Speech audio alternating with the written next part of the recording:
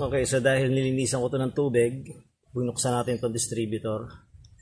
Check lang natin kung may leak ng tubig. Kung wala, linisin na lang para sure ball na mag-i-start.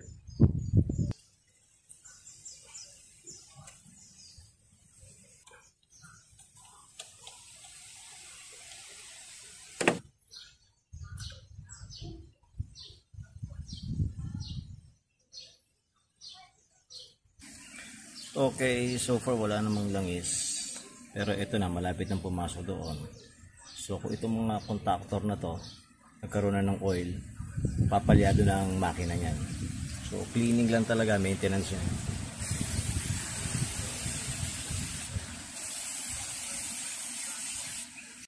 Okay, binalik na natin, nalinis na. Hindi ko na binidyo, ang hirap ng isang kamay.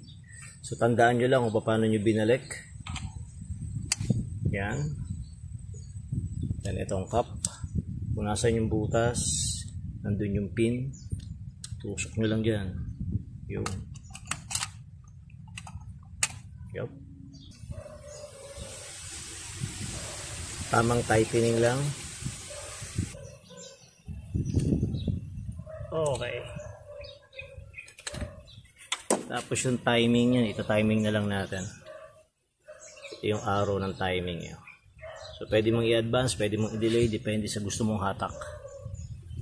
Okay.